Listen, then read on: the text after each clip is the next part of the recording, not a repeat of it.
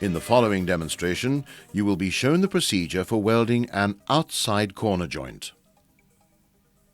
The outside corner joint is a common feature on many fabricated components, and mastering the skill of welding a corner is an important aspect in your training as a professional welder.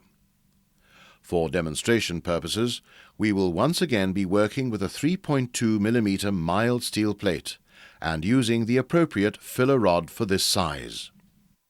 With the two plates set up in the jig, a natural V-section is formed, which effectively becomes the root for the weld. The plates will first be tack welded in position on the jig fixture. A tack weld must be made with the same precision as a final weld.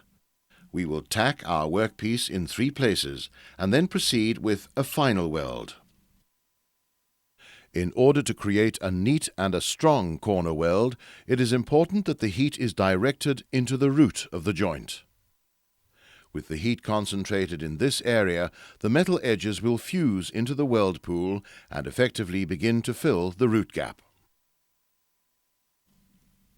Let us look at the welding action.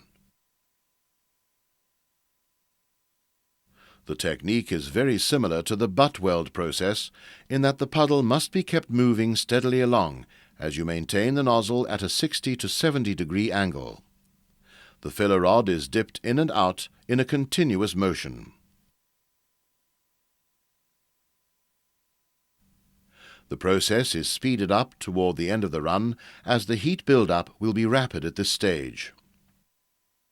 The finished welding run should look neat and reveal a slightly rounded edge.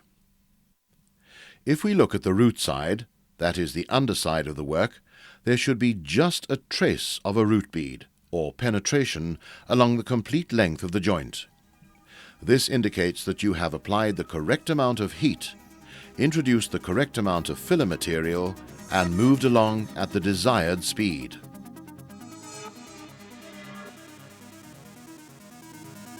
We hope that the demonstrations that we have presented will equip you with the knowledge of how to achieve acceptable standards.